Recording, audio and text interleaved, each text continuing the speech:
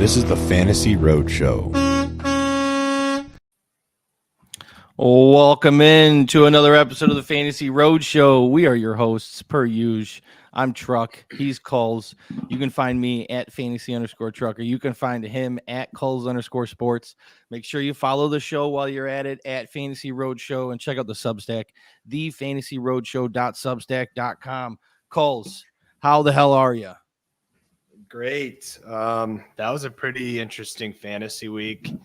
It was a good fantasy week. My teams did really well. A lot of the players that we were, big on going into the year had big weeks. So yeah, it was fun. Yeah, I'm worried. Are we just going to have to deal with gruesome injuries and people just getting injured like for the whole season, just every week? Someone's going to go down because week one, JK, week two, Nick Chubb. Prayers go out to Nick Chubb, man. Hopefully he can come back from that. That was gnarly. Did you see it? Did you get to watch it? Yeah, I didn't rewatch it though. Man, it was hard. So we're having a really good start to our underdog. We have an insane amount of exposure on Jerome Ford, but at the same time, we're not. So if you look at the standings, we're doing very well on underdog, but it's a little bit worrisome because I'm about to read off the top. I mean, here's our top 6 owned underdog running backs. You're going to puke. All right. Oh God. Jerome Ford. Okay. Massive exposure on him, close to 50%.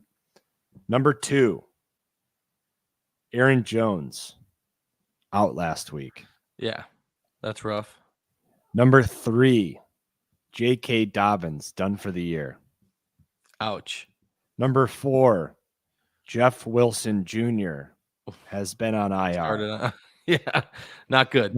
Number 5, Antonio Gibson. And number 6, Cam Akers. Oh God. But yet we're just doing really good in underdog. Aside from that. Yeah, I mean, our wide receivers are highest. Here's our highest owned running back and wide receiver. Okay. Jerome Ford and Nico Collins. Oh, solid. Arguably the two biggest ADP, biggest for Ford from this past game and what it looks like moving forward. So, oh gosh, it's so scary. Yeah, but I think we're in a good spot moving forward with those risers and ADP. Nico Collins looks like a beast right now in Houston. And hopefully Cleveland doesn't go after another running back. Do you really see them going after Kareem Hunt? I know we're going to talk about this. This is a waiver episode. We're getting into week 3 waivers, the Hitch Hikers. Let's get into it. All right, let's get into it. Huh? Everybody? Huh? Yeah. Before we just run off on a tangent, let's get into it. Everybody. The other thing I was going to say was the UT game was outstanding. It was so much fun. Oh, you got to go to your first UT game, right? Yeah. Yeah, you sent me a picture of the stadium. It looked awesome. Packed. Yeah, packed, buzzing. It was awesome. Had a great time. So, that was really the only football / life update I wanted to. Okay. All right. Highlight. All right. Well, everybody buckle up. We're about to get into it. All right. So, obviously, the big waiver wire discussion right now is Jerome Ford with the injury with Nick Chubb. I got Kareem Hunt on my mind from our previous conversation, but Jerome Ford looked really good, man. I don't know. When I was watching that game, he looked clean. He looked crisp. He broke off a nice big run. It was like a 60-some yarder. Did you get the chance to watch the entire game? Did you watch clips? Yeah. Did you got to see it? Yeah, I mean, I like Ford a lot. I think that's one of the reasons we were so high on him this offseason is because we thought he was going to have a secondary role in a backfield that has maybe the most injury upside in the entire league. you know, a lot of what Chubb's great running back. A lot of what he does, however, is behind that line and in that offense. You know, running backs can be that skilled and that talented, but he benefits a lot from that situation.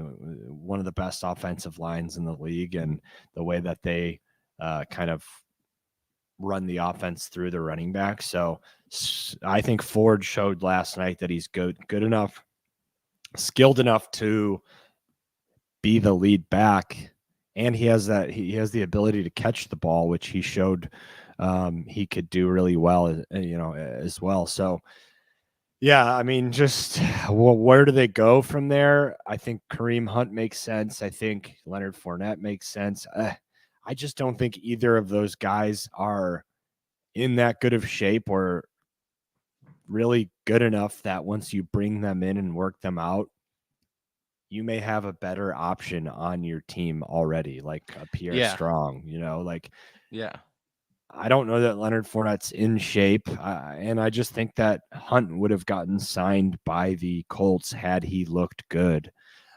So, you know, Leonard's not going to come back and play for a veteran minimum. He's done a great job in his career to where, you know, he's made money, he's won Super Bowls. He doesn't need to come back for anything.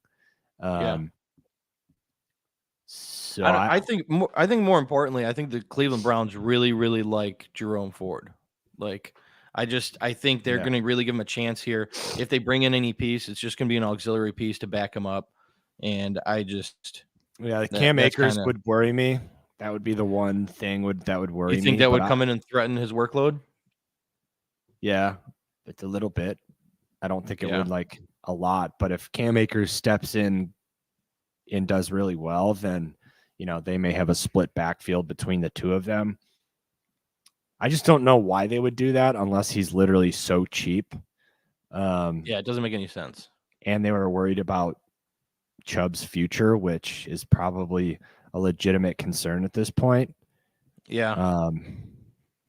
So would you consider them in the candidacy to be calling the Colts for Jonathan Taylor? I guess. Yeah. I mean, I would think so. Has that price tag gone down though? It would have needed to be, you know. I don't know. The Browns are the Browns seem like they're kind of all in though, aren't they? Like they would make a move like that. Yeah, for sure. I don't care enough about the Taylor situation to know like what teams are eligible to even sign him based on how much cap they would be eating and if they have the wherewithal to the bandwidth to sign him for next season, because like he's not going to go anywhere unless he sees that long-term deal. That's a possibility. So I don't know. So would you say right now that Jerome Ford should be the number one waiver priority this week? 100%, not even close. I would burn all of my fab on him. All 100% of your fab. Yeah, and I may do that, to be honest. Yeah. I mean, I think that's definitely, I would probably go 90%, but I would totally understand if you want 100. I would probably save just a little bit because it's only week 2. But if that's what it's going to take, if you need a running back. For what? I don't, but I'm not, don't look at me as like some fab wizard because. You hate fab, right? Well, no, it's not that I hate it. I think it's it's the preferred way to do it. I just haven't ever done it in the past. And like, I don't know, like I'm just not, I've already expressed that I don't like redraft. So I'm not going to just sit here and learn how to burn every competitive advantage with fab like I have with fantasy football in general, with something that I'm planning on leaving after this season. I get it. All right, well let's move on. Jerome Ford is owned in about 16% of leagues, and when we talk about this roster percentage, we're talking about sleeper. We're referring to sleeper leagues. If you're not on sleeper, you're fucking up. ESPN, old news. Get on sleeper. It's the best platform. Yeah. So we've made a conscious decision to only use sleeper, sleeper ownership, and we're going to refer only to sleeper because we believe in that platform the most, and we want to eventually have a partnership with them because that's the fantasy platform you should be on. So sleeper is who we are going to talk about. We're going to promote sleeper. We only want partnerships with, companies and products that we truly believe in. Hence why we're both drinking one of these. Cheers. Tropical vibe. Hence why I'm drinking one of these. You got to stand all right, so, behind things you believe in. That's sleeper. Yep. Yes. So the next 4 running backs I'm going to bring up, these are running backs available in most shallow leagues. So higher roster percentages. So Zach Moss is rostered in 56% of leagues. Roshan Johnson is rostered in 51%. Tyjae Spears is rostered in 26%, and Kendre Miller is rostered in 25%. So out of these 4 running backs, Mike, Zach Moss, Roshan Johnson, Tyjae Spears, Kendre Miller, are any of them worth a pickup outside of Jerome Ford? Yeah, I think you should have gotten Zach Moss last week. I mean, I was a roster Zach Moss guy in drafts at the end of the year. Like he was on my roster since week 1 because I just had him winning that backfield. You should have picked him up last week before he got the start. Now you're kind of behind the 8 ball, and his price went up on waivers. So, I still think you have 2 weeks until Jonathan Taylor's eligible to come back. So there's a little bit of concern there. Whereas Roshan, like, the only thing holding him back from winning that backfield is the dumbass coaching staff with the dumbass team, with maybe one of the worst organizations, one of the worst front offices, one of the worst owners. Just keep a horrible going. dog Just shit keep going. football team. They don't even know how to coach a football team. It's horrendous. Has no idea what he's doing. They're just so bad that, like, but he's still worth the pickup though. Yeah, I just wanted to go off on the Bears. I know. Let's cut it off. All right. Did you see these tweets that they ran the exact same play and the exact same screen pass 3 plays in a row? I watched it. That's what I was saying. That as soon as he threw that pick, I'm like, why are we just keep continuing to run the same play? Like I can see it coming, and I'm not even a fucking football player on the NFL. Like, come on. Get real. So enough is enough. We had that conversation last week that it's mind-boggling that, like, I know I'm a better brain. Like, I know I could GM better than NFL GMs. Like, I just know that I can. My brain works better than theirs.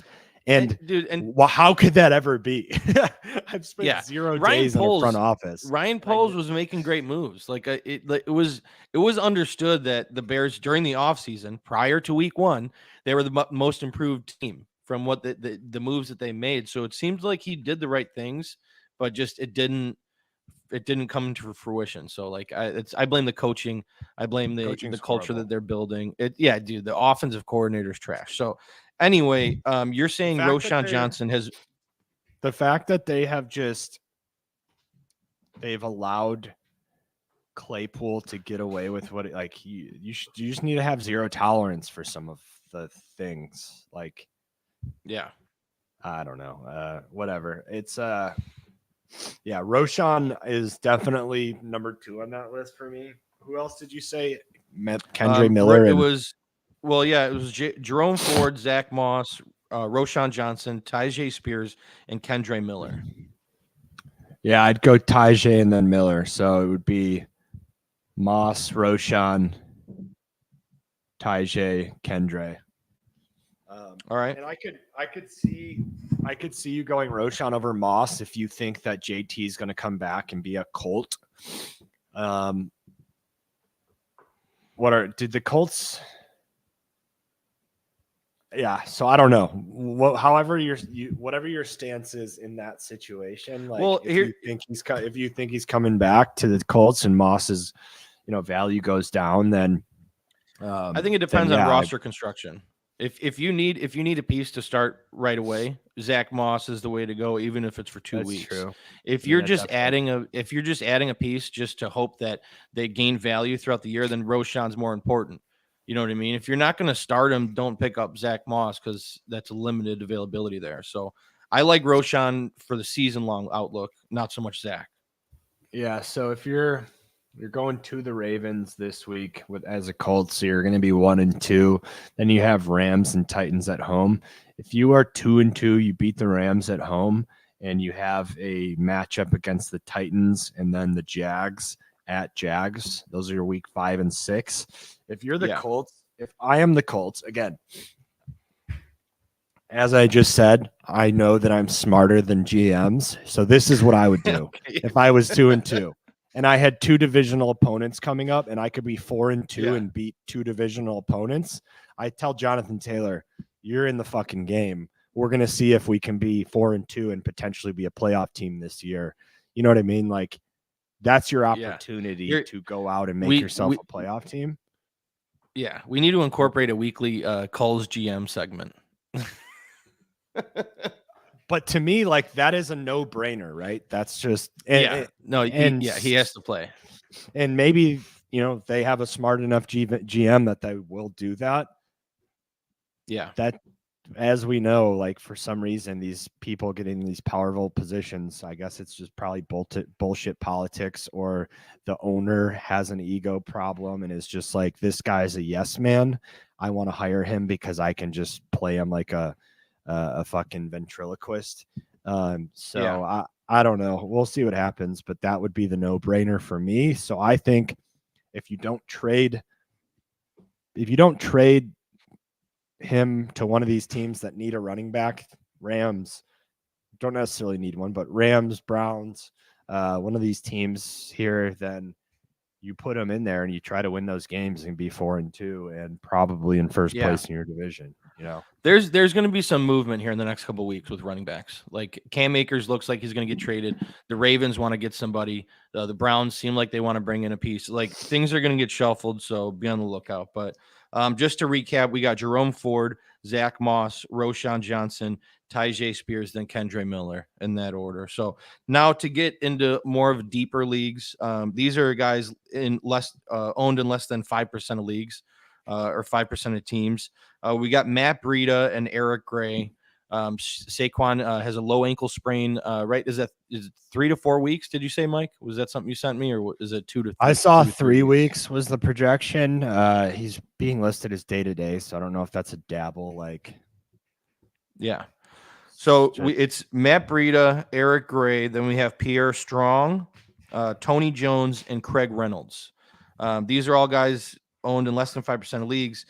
The one thing I'm going to say about Matt Breida and Eric Gray, the Giants, the next 4 games the Giants have on their schedule are brutal for running backs. You have at 49ers, then you got versus the Seahawks at home, then you got at Dolphins, at Bills. So, like, even if you're a Saquon owner and you want to pick up Breida or Gray, it's not a good idea. I would advise against that. Those matchups are going to be really tough, and I don't see either Breida or Gray overcoming that. So I would stay away personally. I don't know what you think, Mike.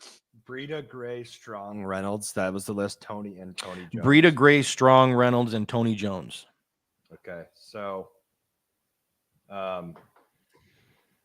in deeper formats. Because most leagues we're in, the top players, Jerome Ford, Zach Moss, Roschon, Tyjae Spears, Kendre Miller, those guys aren't available in our leagues. And there's a lot of leagues out there that those guys aren't going to be available. So we wanted to bring up about 5 names that are most likely going to be available on the waiver wire this week. Yeah. So what do we know about Jamal Williams? Injury-wise? I don't know much. He was questionable to return, and then he was designated out for the game. So it wasn't as bad as like, hey, as soon as he got injured, boom, he's not coming back. There was question of him coming back. So I would imagine it's going to be a 1 week injury, 2 tops. But Okay.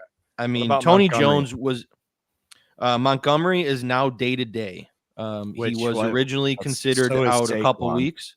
Okay, So so yeah, let's so say I'm guessing 2 like weeks. 2 weeks. Okay, Yeah. 2 weeks. All right, so you have Tony Jones likely for 1 week, and then Kamara comes back. You have Reynolds for 2 weeks, and then Breida 3. So the way I would look at 3 with bad matchups. So I like Reynolds. I think he has a legitimate role. Like I think he's gonna be the Montgomery role. So he's gonna be a touchdown dependent flex option. Or if you're desperate, like David Montgomery light for the next two weeks. Tony Jones like could have a decent game next week, and that's it.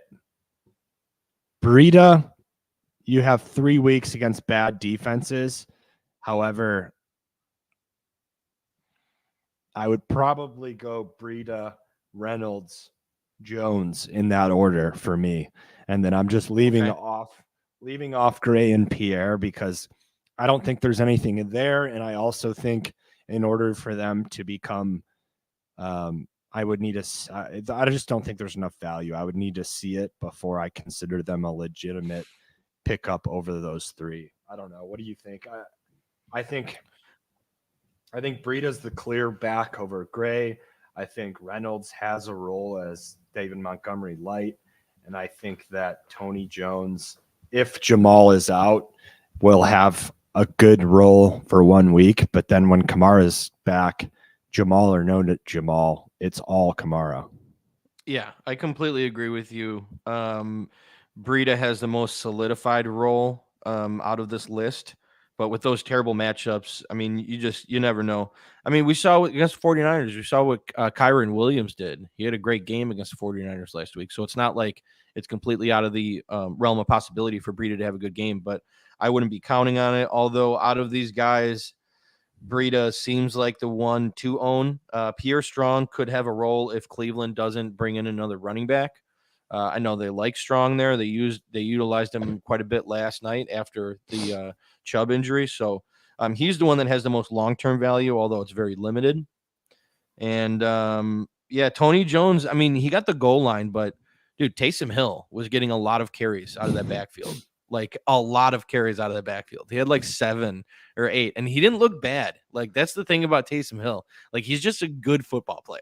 Like he's just the X factor. Rank them. So rank those guys. It would be for me. It's Breida 1, Reynolds 2, Jones 3, then Gray, then Strong. Yeah, same. Yeah, if that's what you had. Yeah, same. Yeah. Taysom Hill 9 carries, 75 yards. Dude, that's what I'm saying. It's not like Tony Jones is gonna be getting this insane workload, but probably he'll get the goal line. I don't know, to be honest, because Taysom is good at the goal line too. Yeah, Tony Jones has never been good. He's had a lot of good weeks for opportunity, and he's never been good. But yeah, I think it's still the order. I mean, anyways. All right, so I'm going to list off a couple running backs, and we're going to play hypothetical here, Mike, okay? Hypothetically, these guys are on your roster. We got a question here. Dylan, new here, answering fantasy questions. Yes, absolutely. Shoot away. You got it. Okay, go ahead. So I'm gonna list off a couple of running backs here. You tell me if since hypothetically these guys are on your squad. I know realistically they're probably not, but hypothetically they are. Are you willing to drop them for said Zach Moss, Jerome Ford, those first guys we said? So Rashad Penny. He's trash. Okay, drop him. Zeke. Oh, we're doing drops, right? For the first group? Yes. Yes. So hypothetically, these guys are on your roster. Are you willing to drop them for all the running backs that we talked about? Rashad Penny, droppable. Zeke, drop them.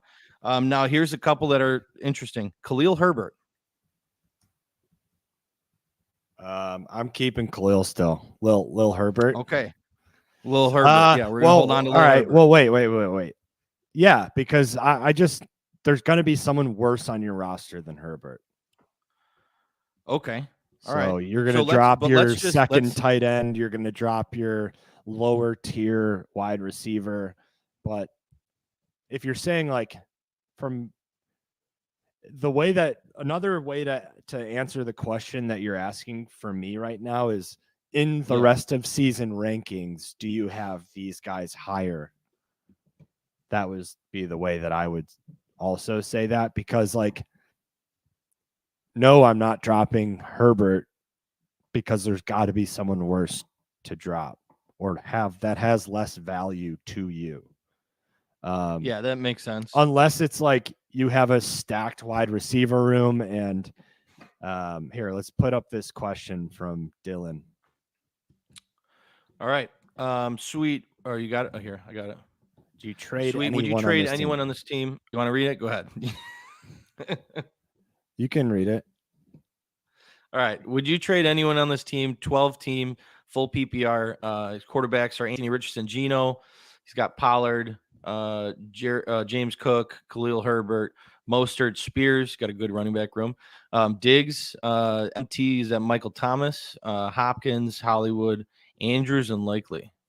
And then he's saying, was considering selling high on Mostert, Hollywood. Maybe for the Saints fan, I tried to give Mostert and MT for Olave. What do you got there, Mike? First of all, Dylan, thanks for the question. I appreciate you. I hope you enjoy. Hopefully, we give you an answer that you like, and you end up being a roadie and a fan. But anyways, first thing I notice, Saints fan, you're not going to be able to trade the Saints for this Saints fan. If you're trading a Saints fan, he's not going to give you the better Saints wide receiver. He's going to want Olave. That being said, your team is definitely one that needs a trade here. I mean, I think you need to upgrade at wide receiver. So if you wanted to pair Mostert and Hollywood exactly like you said to get a solid wide receiver too, that's absolutely what I would do. Mostert's had a really good game, and that's definitely a sell high opportunity because he's going to be in an offense that's just loaded with talent and is going to be super high scoring all year. You're going to get Jeff Wilson back here in week 5.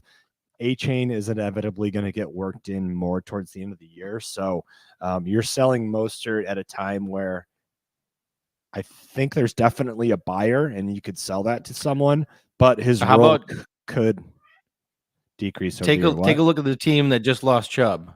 Take a look at the team that just lost Chubb, toss them the offer and see what they say, man. If they're hurting for running back, they might really be considering that. And that's my recommendation. Yeah, 100%. So I totally agree. I would go ahead and package exactly those two players because Hollywood's coming off of a game where he scored.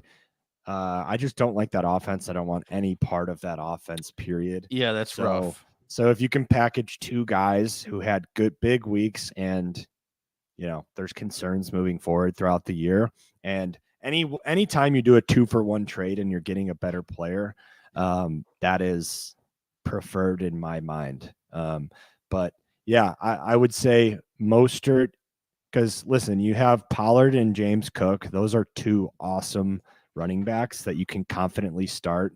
Wide receiver, running back 1 and 2 every single week. And then Tyjae Spears seems like he could have a breakout role here anytime. And then Andrews, you're solid at tight end. So I would need a wide receiver 2 to feel a lot better about that team. Anthony Richardson will be awesome if he can stay on the field. I have concerns with Gino, but he's, he had a good week against a, bad Detroit. So that's my recommendations. Ryan, do you have anything? Yeah, and I wouldn't worry too much about James Cook not being out, not being on the field during goal line. I mean, he looked great. And his production that he had. So I wouldn't worry too much about that. That's not the role that he's playing on the Bills offense. So he's going to get you the points between the hashes. Yeah, I like that team though a lot. Those are two outstanding running backs. Trade Jonathan Taylor for Calvin Ridley. Yes, 100%. Yeah, If you're getting Calvin absolutely. Ridley, yes, do that. Bronson. Yes, thank you for the question, and yeah. absolutely. Bronson, thank trade you. Etienne or Ramondre for Chris Olave. Trade Etienne or Ramondre, either. Yeah, I think I would trade both. Either one. I think I would trade both. I like both of them, but I think Olave has proven that he is in an offense that's going to look for him to be their wide receiver one. I think Derek Carr is a good enough quarterback that you see him throw for 300. So yeah, and I think the Saints are going to be, competing for the division every single week. So Dylan, appreciate it. Very good input. Anytime, Dylan. Thank you for liking, subscribing. We are going to be live during primetime games. And then I guess we just randomly decided to here today. So anyways. Yeah. Monday Night Football will be live. Thursday Night Football will be live. Sunday Night Football will be live. And then throughout the week, at sporadic times, just like and subscribe and stay tuned. We got more coming for you. So, all right. Thank you for the questions, everyone. We also have a Substack. It's thefantasyroadshow.substack.com. We have a weekly article, red light, green light, and it's been solid. So I would subscribe to the Substack, and then Twitter at Fantasy Roadshow, at Kulz_sports, at Fantasy_trucker. That's where you're going to get all of our content. We are figuring out the best way to get it all out there as we go. And we're kind of sporadic. Yeah, so we'll get it down. But all right, so let's move on. If you guys have any more questions, feel free to chime in. We're going to be covering wide receiver waiver or right now. So now these wide receivers, same kind of system that we were talking running backs. I'm going to give you a group of 4 wide receivers that are available in shallow leagues, and then 4 in deeper formats. So there's a couple wide receivers here. Adam Thielen is available in 52%. Rostered in 52% of leagues. Kendrick Bourne is rostered in 51%. Rashid Shaheed is rostered in 46%. And Tutu Atwell is rostered in 32%. So, Mike, out of Adam Thielen, Kendrick Bourne, Rashid Shaheed, and Tutu Atwell, how would you rank these in number of importance and waiver order there? Thielen, Shaheed, Atwell. Who is the 4th? Kendrick Bourne. Gosh. Thielen looks like he's the guy that's stepping up in Panthers wide receiver room. So I'm going to put him 1, given that Atwell's a wide receiver 3 right now. You're going to have Cup back. Assuming you have Cup back week 5, I think Cup's your clear number 1. Puka's your number 2. And honestly, if Atwell continues to look good these next 2 weeks, I could see him remaining wide receiver 3, and Van Jefferson kind of being the odd man out there. So there is some value there with Atwell. Let's call Shaheed the wide receiver 2A, with Michael Thomas kind of being, or Thomas 2A, Shaheed 2B. And then Bourne, could be wide receiver 1 for the Patriots, but I just think it's going to be like a newer guy each week, and who knows? Bourne, Parker. I mean, I just don't like Juju, but I don't know that I love that offense. But let's go ahead and rank them now. I got Thielen.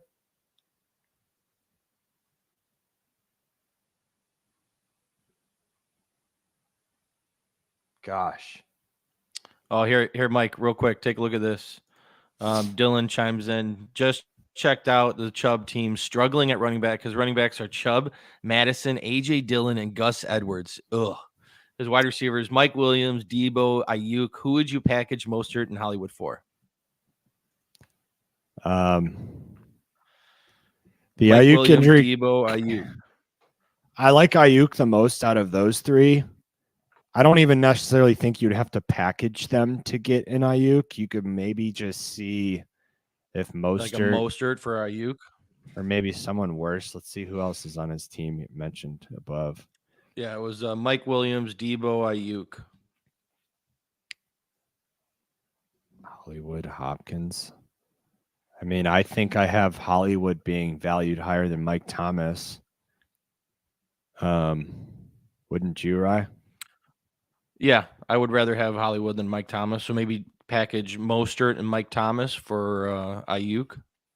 See if that works. I mean, dude, Mostert just came off of a 2-touchdown game and is the only running back there right now. So, I mean, at least it's his backfield. So you could sell him. And I could be confident in selling him to someone with Chubb and now Madison.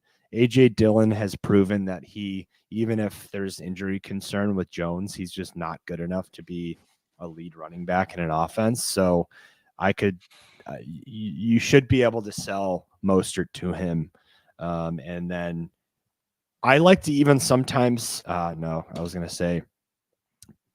what I'll do when I make trades, if you see, I have Thomas like as the clear cut worst player out of Hopkins and Hollywood there. So like you could say choose, player X or Y for a Mostert and Ayuk trade, and kind of give them the option. That way, like psychologically, they think that they have, I get to make this decision. But in reality, you're like giving 2 throwaway players to them. But that's just like a negotiation tactic I would use, right? Would prefer a better wide receiver, but I like Ayuk. I think start with Mostert and Thomas, and then if he doesn't bite, go Hollywood. But I just don't necessarily think you have to. So I think you have a pretty good path forward there. All right. So yeah, definitely. Thielen 1.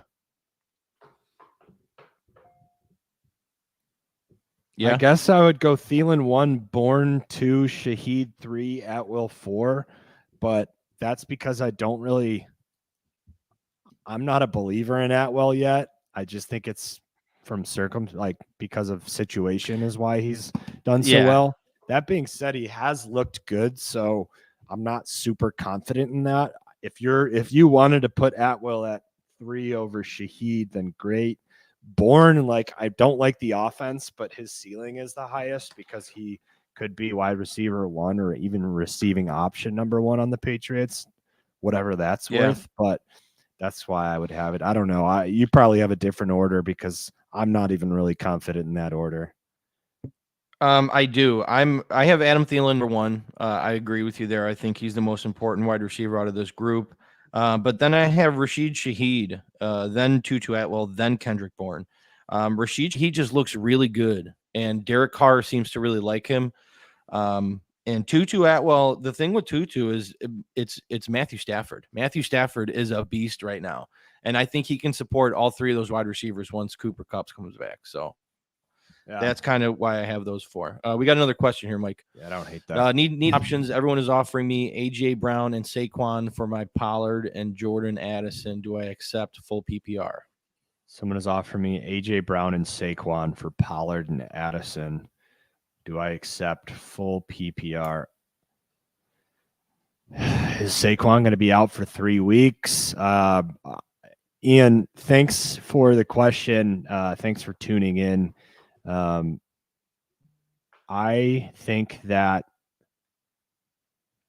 I would just want to know how your roster is built and if you can afford. Are you 2-0? Can you afford 3 weeks for Saquon to be injured? Do you have running back depth? That's a big factor. Do you have running back depth that could support that? Because if you can make that trade and still make the playoffs, then yes, make the trade. You're going to have 2 first-rounders. Saquon, I do really like Pollard, but Saquon is as good, if not better, than Pollard when healthy. So yeah, he's in the same tier in the rest of the season rankings, right? Yeah, I might even have him a little higher still, even though Pollard's been outstanding. But AJ Brown, he's AJ Brown. He's gonna, as the Eagles' offense continues to get better, which it inevitably will throughout the season.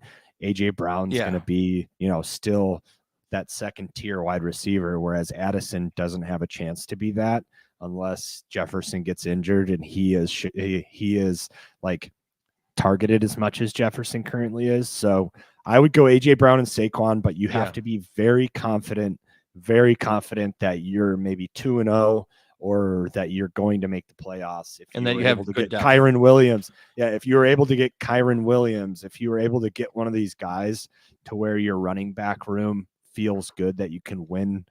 If you can go 1-2 and you're sitting there 3-2, and then you have AJ Brown and Saquon and you're confident you can make the playoffs, then make that trade. If not, if you're fighting from behind, then you just can't afford to right now, unfortunately. Yeah. All right, so we're going to keep moving on these wide receivers here. So these next 4 wide receivers I'm going to bring up, these guys are available in deeper formats. All right, let's put a pause on this real quick. We got Ian chiming in again. He's 1-1, playing the worst team this week. My running backs are weak right now. I will have Madison and Algier if I accept the trade. Unfortunately, I don't think you can make this trade, bud. Madison. Yeah, I kind of agree. I don't even think Madison is a legitimate. I just don't think he's good.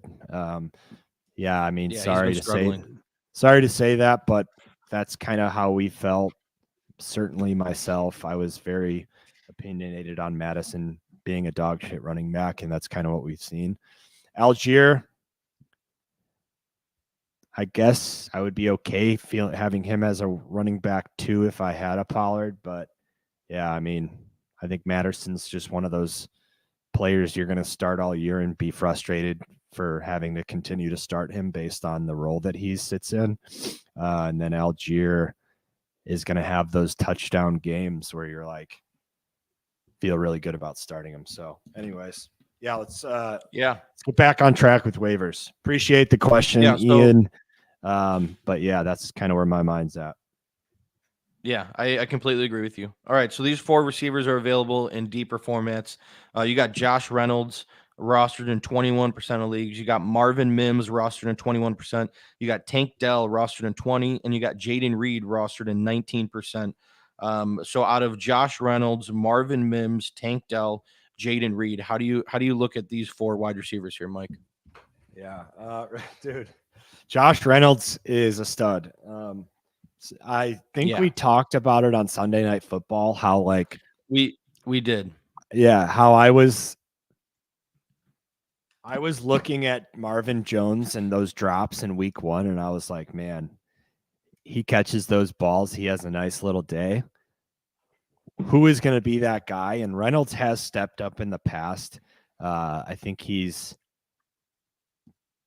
physically talented, and there's a lot of production that needs to be made up in that offense. What is Amon-Ra's deal? Is he healthy? Did he get dinged up? I'll look into it. He did get dinged up, but I do think he's healthy. I don't think he's in any problematic for this week. But I'll double check. He's dinged up, man. Isn't he? Well, that's the thing. Someone else on this offense. Amon-Ra's always dinged up. Yeah, and someone else on this roster is going to have production on a weekly basis, and it seems like that's Josh Reynolds. Yeah, Reynolds. So I like Reynolds. He's my clear number 1 here. Number 2 is Reed. Number 3 is Tank Dell, and number 4 is Mims. I think Mims is going to be one of those like home run swing type guys. So if that's what you need in your team, is someone that you can stick in and get a huge, touchdown catch from, something like that. I just think that's his role, is going to be the home run type guy. I don't know that he's ever going to get, 6 catches a game, at least not for the foreseeable future, especially with Judy coming back. But that's a team that just likes to spread the ball out, or Russell Wilson loves spreading the ball out, and you already have Sutton and Judy's mouths to feed. I think Javonte is going to get worked into that offense a lot more too. But Jaden Reed is the legitimate slot. He now caught 2 touchdowns this past week, and he's going to have that chemistry with Love. You already see it, to where he's a trusted piece of that offense, regardless if Watson comes back. I mean, Ryan, so exactly what we talked about preseason is if Reed is the starting slot and he's in a young offense, if he establishes that chemistry early on and becomes a trusted piece for Love, then he's going to have a really good role this year and for his career. And that's what's happening, right? First 2 games. Yeah, we saw it early, week 2. Yeah. So I got an update on Amon Ra. Amon Ra left Sunday's contest due to cramping. So he'll be fine for this week. So what is he on his period? Yeah, he's cramping. So, all right. Tank So you're seeing. Go ahead. Yeah, Tank Dell has a role, right? He looked good, man. He looked really good this last week. And that is, we've already heard his quarterback express, go get this guy, right? So now he goes on the field and he has success, 7 catches, 72 yards and a touchdown. So now you see him have success. Pretty soon here, man, you're going to see Nico Collins and Tank Dell as a pretty good 1-2 punch in Houston, which I traded both of them to you in Dynasty, saying that is the potential there, and now we're seeing the potential. And you were pissed. You were like swearing at me. Don't even talk to me, bro. Like, you know what? It was a sympathy trade. Okay, I'm telling you right now. I had a ton of running backs. No, let me explain myself. Okay, I had a ton of running backs. You wanted Rashad White. And you offered. I needed Rashad White. Dell. I didn't want Rashad White. I needed. Yes, Rashad. you needed Rashad White, and I had a plethora of running backs. And you said, "I'll give you Tank Dell and Nico Collins since you have C.J. Stroud." I drafted C.J. Stroud in the rookie draft, and I'm like, you know what? That could work out pretty nice for me. I do have a ton of young running backs, and I think it'd be okay this if was I, the conversation we had so, that these two could be big time, like. A big time 1-2 punch, and Stroud threw for 384 yards and 2 touchdowns. What a monster day. And those were his 2 guys that got everything. So that could be the future in Houston. So I don't know. That's nice. But anyways, we're sidetracked again. Reynolds, Reed, Dell, Mims. That's what I would have. And I would honestly maybe have Dell over Reed, but I just need to see that more. I still think that the Texans are going to be shitty. So I don't know. Yeah. Yeah, I am. I have Reynolds, Dell, Reed, Mims. My reasoning behind that is we could have seen a Reed uptick this last week because Aaron Jones was out and they wanted to pass the ball more. When Aaron Jones comes back, they're going to run the ball a lot more. So we'll see how that develops. Tank Dell, I just like what I saw, but that also could have been a product of Stroud just having a monster game and almost throwing for 400 yards. He's not going to do that every week, or at least it's not likely. So we'll see how that works out. But then Mims, only 2 receptions, but he had that bomb. He's going to be that deep threat. So, yeah, I have Josh Reynolds, Tank Dell, Reed, then Mims. But, Mike, I want to ask you, how do you incorporate these 4 compared to the first 4 I mentioned? Are you taking any 4 of these guys between Reynolds, Mims, Dell, and Reed? Are you taking any 4 of them ahead of Thielen, Kendrick Bourne, Rashid Shaheed, Tutu Atwell in a big picture? Yeah, this is again going to matter on roster construction. Specific roster. Yeah. Yeah, because like Reynolds still has, we're in week 3. Amon-Ra's dinged up. Jameson Williams comes back week 7. So that's another mouth to feed there. Reynolds would be interesting just because I probably would take Reynolds over some of those Shaheed Atwell Bourne. Over Thielen, maybe not, because if he ends up being like the guy that Bryce trusts and goes to, he can just, from a catch standpoint, like in a PPR format, which you should only be playing PPR because PPR is standard. PPR is standard. You're absolutely right. And Thielen gets 6 or 7 catches a game, then it doesn't matter. He's not touchdown dependent. He's gonna get that. He's gonna have enough volume to where you can feel comfortable starting him. But so Thielen would probably be my number 1 on this list. If you think he's that guy, but then I would probably look at Reynolds, and then I would probably look at, honestly, Jaden Reed. And if you see one more week out of Tank Dell that looks anything like this past game, he could shoot up that list as like almost Tank top dog. Yeah. Which is crazy to say, but like 7 for 72 and a touchdown is a real deal type stat line in an offense that could support that. Like Robert Woods, he's a veteran presence in that receiver room, but Stroud has already expressed how much he loves Dell. If he could just feed that, you know what I mean? Dell's ceiling, I like Dell's ceiling a lot, and you have a quarterback that is already expressed like that's my guy. So, it's just important to take stances, right? Like, this is what I feel. You have to go on what you see and what you feel. So this list is very interchangeable based on what you see and how you feel. So if you feel that Thielen has a capped ceiling because of he's on a bad offense, maybe you look to one of these other guys more. Shaheed his ceiling's capped because of Olave.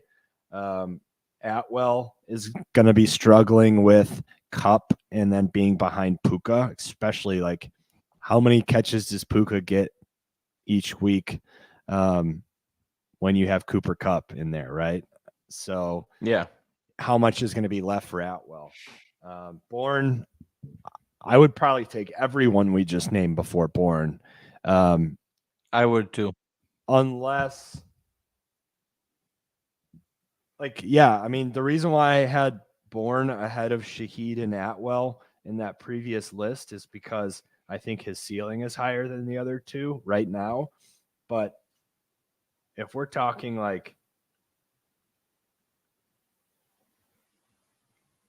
again, it just comes down to roster construction, right? Like, what kind of player you need. All of these players have a better role right now than Bourne.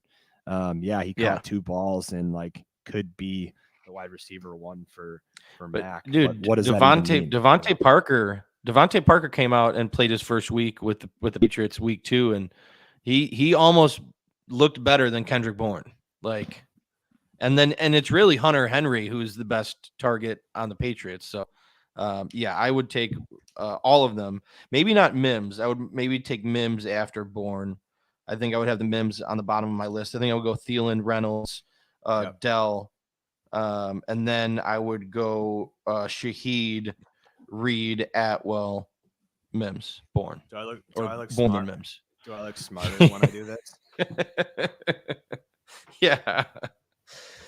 All right, so I think that covers it for running backs and wide receivers. We will be posting graphics of these on our Twitter and our Instagram. I'll be building those after this episode, Mike. But I think we covered it. Did you have anything else to add for running backs and wide receivers before we go into tight ends and quarterbacks real quick? Nope. You okay? You QB'd the hell out of that. Thank you for having a nice organized list for us. Oh, hey, here's one more question to wrap up wide receivers. Another game of hypothetical, okay? These guys that I list off are the worst wide receiver on your team, hypothetically. Are you willing to drop them for Adam Thielen or Josh Reynolds? First name I'm going to bring up, Michael Gallup. Would you drop Michael Gallup? Yeah, he wouldn't be on my team anyways. Okay, you don't need to add that, Mike. This is hypothetical. We're playing a game. All right, okay, yes. Hypothetically, yes or no. That's all you want is yes or no, right? That's it. That's right, it. I got you. Michael Gallup, yes, drop him. Rondell Moore, yes. Quentin Johnston, no. Okay, and Juju Smith-Schuster, yes. Okay, so these guys are all owned, rostered in more leagues, more teams than everybody we just mentioned. So if these guys, Michael Gallup, Rondell Moore, Juju, if these guys are sitting on your bench, drop them for the wide receivers we just mentioned, the Adam Thielen, the Josh Reynolds, the Tank Dell, the Jaden Reeds. These guys have so much more upside than the Michael Gallups, Rondell Moore, Juju. These guys are just taking up roster spots. So don't be afraid to drop them. You heard it here first. Now, as far as quarterbacks and tight ends, it's going to be a small list here. Okay. Quarterbacks for me, there's only two people. Now, if you're the only reason you'd be picking up these quarterbacks, if you're preparing for a bye week, I'm not sure the early bye weeks for quarterbacks. I don't know off the top of my head, but Jordan Love and Matthew Stafford, the only two guys on my list that are worth a pickup if you want to get ahead of the competition and grab a backup. Now, Jordan Love is rostered in only 39%, and Matthew Stafford is rostered in 28%. Jordan Love, back-to-back 3 touchdown games, over 25 fantasy points in both games. He's someone to stash for when you need him with bye weeks. And then Matthew Stafford, we're all watching what Matthew Stafford's been able to do, what he did last week against San Francisco. The thing is, like, he's a great real-life quarterback. It's just not translating entirely to fantasy. I mean, he's having good games, but not great games. Over 300 yards back-to-back, but only 1 touchdown in the 2 games. So we're looking for Puka to score maybe a couple touchdowns this week. But Mike, what do you feel about Jordan Love, Stafford? That's going to all change too when he can trust on going to Cup in the red zone. Yeah, Cup's a target hog. He's a touchdown hog. So, what was your question though? Just between Jordan Love and Stafford, like if you're looking to stash a quarterback, which one would you rather have between those two? I love them both. They're both like very high on our underdog ownership because we targeted those two guys heavily as our like quarterback too. So I like them both a lot. I think their trajectory and their seasons are exactly what I had anticipated. I think you were lower on Love because you're a biased Bears fan, but now that you're realizing that the Bears suck and the Packers are good, both historically and for the rest of your life, that I'm kidding. I just wanted to say that to see your reaction. Yeah, no, it's a realization I'm coming to terms with. I get it. Like the Bears organization sucks, and the Packers organization has just been great my entire life. The Packers have been great, and the Bears suck. I mean, we made it to the Super Bowl one. I don't want to get into this. I don't want to. I don't want to go off on a tangent on the Bears any more than we already have. Okay. Good thing is your girlfriend, she is a Packers fan. So if you ever like we're in the doghouse and you're like, you know what, babe, how about I'm going to be a Packers fan from now on. You do have that option. So just her family would welcome me in with open arms, I'm sure. So all right. So did you say Matthew Stafford or Jordan Love? Which one would you prefer stashing for a bye week? I mean, and obviously look at your bye week.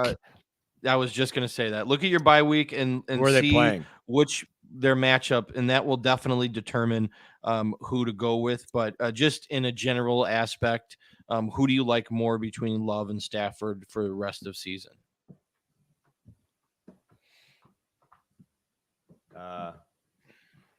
That's going to matter a lot. The matchup on the bye week for me. Green Bay's in a bad division, so maybe Green Bay because they still have 5 games against dog shit teams. Yeah. I mean, the Vikings and the Bears defense, those two defenses are complete garbage. So yeah, Lions I get that too. Lions give up a ton of points. Yeah. So you're going with Jordan Love then? I mean, there's so many factors that would go into that decision for me on my teams. But in this aspect, then who is higher on your rest of season rankings between Jordan Love and Stafford? Just in a lineal perspective. Yeah, I mean, I hate having to say that without taking a deep dive, but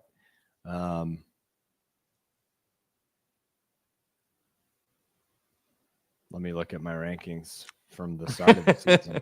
I'm going Stafford. I think I like what Stafford's doing right now without Kupp, and when Kupp comes back, I think it's just going to get even better. So I would be picking up Stafford to stash, but obviously we mentioned it before. Look at your bye week, look at who they're playing, and that'll definitely determine the answer for you. But I like Stafford over Love.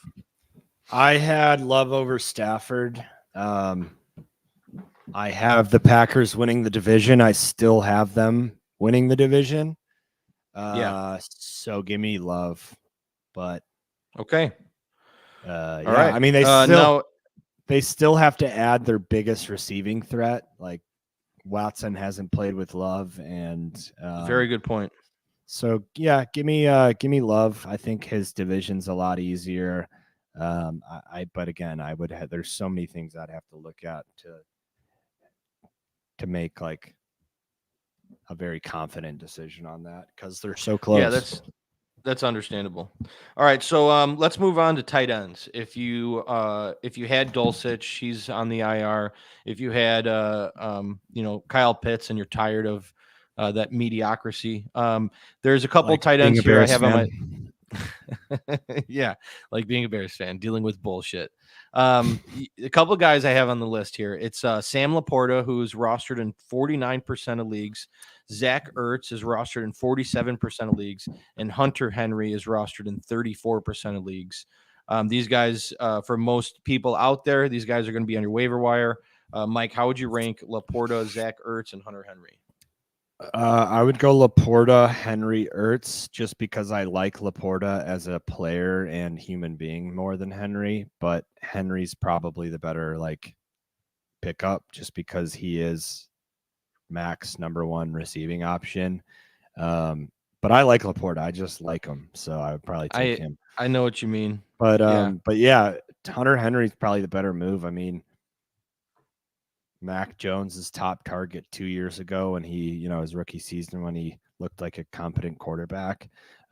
So probably go Henry over Laporta and Ertz. That being said, I love Laporta, so I would go him. I'm just Hunter Henry. Guy. Hunter Henry, 6 targets week 1, 7 targets week 2, get a touchdown in both weeks. He's probably the play here. I would take Hunter Henry over Laporta, but I'm right there with you. I really, really like Laporta, and I think. Go ahead. Yeah, and there's just always offenses and teams I would rather pay attention to than others, and I don't care if Ertz is the greatest tight end ever. I just don't even want to look at the Cardinals games unless I'm, from a survivor standpoint where I'm cashing in on them just tanking and losing. But yeah, no, I completely get that. But I mean, his production. Patriots are one of those teams for me. Yeah, no, I understand, but it's hard to deny the production. You got 10 targets week 1, 8 targets week 2. When you're talking about tight end targets, those are high numbers. So yeah, Ertz for me, they're trying to feed and target a shit ton so that they increase his trade value, and then they're going to trade him to a contender. Yeah, very possible.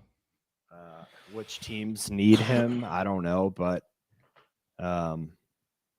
someone's going to either have a tight end injury and they're going to be in the race, or look at someone like Dallas. If Dallas doesn't feel good about what they're getting out of Ferguson, Hendershot, and who is their third tight end? Schoonmaker. Yeah, and they want someone like Ertz, then they'll go and pay a little bit for him, Yeah, I mean Ferguson had a quiet week, but he scored a touchdown. I think they like Ferguson, so I can understand where you're coming from. But yeah, Zach Ertz is the number 7 tight end on the season. He's getting production there, so we'll see how that develops. But it's Hunter Henry, Laporta, Ertz for me. For Mike, you got Laporta, Henry, Ertz. If you need a tight end, that's kind of how we feel about that. So that about covers it. That is our the fantasy hit. Mike, I am so mad right now. We didn't use this a single time. For all those guys we mentioned, you better pick them up. Pick them up.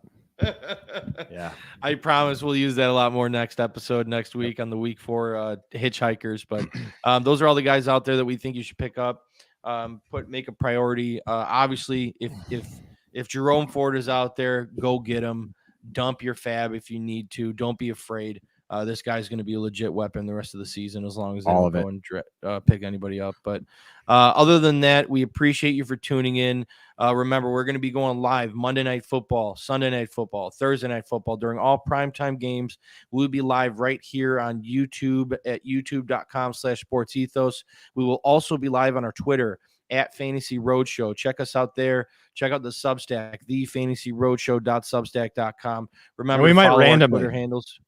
And we just randomly throughout the week. Yeah, we might randomly go live. So that's why you should subscribe and put on notifications, because you never know. And that is your time to catch us live and have us talk about your specific questions. Hopefully we had take time. I'm sorry, go ahead. I'm chiming. Yeah.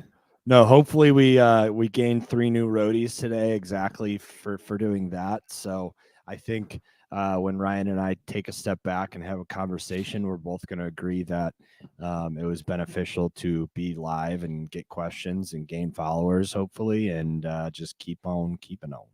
Yeah, we will always, if you're asking questions in the comments, we will stop our conversation to a screeching halt and answer your most questions. Likely because we have ADD.